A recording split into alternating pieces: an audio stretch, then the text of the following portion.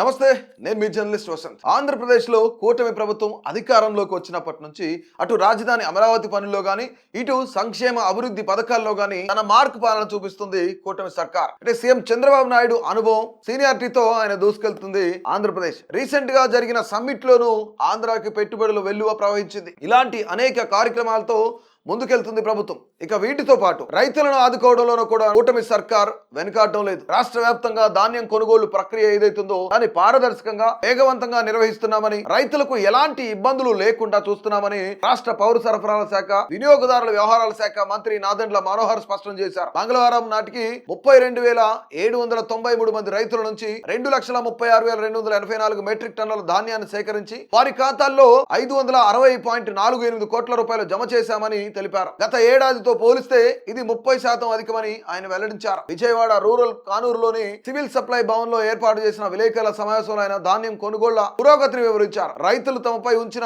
నమ్మకాన్ని నిలబెడుతూ నిజాయితీగా కొనుగోళ్లు జరుపుతున్నామన్నారు. క్షేత్ర స్థాయిలో దాదాపు 16,000 మంది సిబ్బంది ఈ ప్రక్రియలో నిమగ్నమై ఉన్నారని, జిల్లా కలెక్టర్లు, జాయింట్ కలెక్టర్లు నిరంతరం పర్యవేక్షిస్తున్నారని తెలిపారు. గత ఏడాది ఇదే సమయానికి 181,885 మెట్రిక్ టన్నుల ధాన్యం మాత్రమే కొనుగోలు జరిగిందని, ఈసారి ప్రణాళికాబద్ధంగా వ్యవహరించడం వల్లే కొనుగోళ్లు పెరిగాయని అన్నారు. ధాన్యం అమ్మిన వారిలో చిన్న సన్నకారు రైతులతో పాటు 6,600 మంది కౌలు రైతులు కూడా ఉన్నారని వివరించారు. ధాన్యం కొనుగోలు చేసిన 48 గంటల్లో డబ్బులు చెల్లిస్తామని ముఖ్యమంత్రి చంద్రబాబు, ఉప ముఖ్యమంత్రి పవన్ కళ్యాణ్ ఇచ్చిన హామీని నిలబెట్టుకున్నామని మంత్రి మనోహర్ తెలిపారు. ఈ ప్రక్రియ ఒక సవాలుగా తీసుకుని దేశంలోనే తొలిసారిగా 24 గంటల్లోనే రైతుల ఖాతాల్లో డబ్బులు జమ చేశామని గర్వంగా చెప్పారు. గుంటూరు జిల్లాకు చెందిన పత్తిపాటి సుబ్బారావు అనే రైతు ఖాతాలో 6 గంటల్లోనే 2.08 లక్షలు, ఏలూరు జిల్లా భీమడోలుకు చెందిన నీలం త్రిమూర్తుల ఖాతాలో 5 గంటల్లోనే డబ్బులు జమ చేశామని ఉదాహరణగా చెప్పారు. సాంకేతికతను వినియోగిస్తూ రైతులకు మరిన్ని సౌకర్యాలు కల్పిస్తున్నామన్నారు. దేశంలోనే మొదటిసారిగా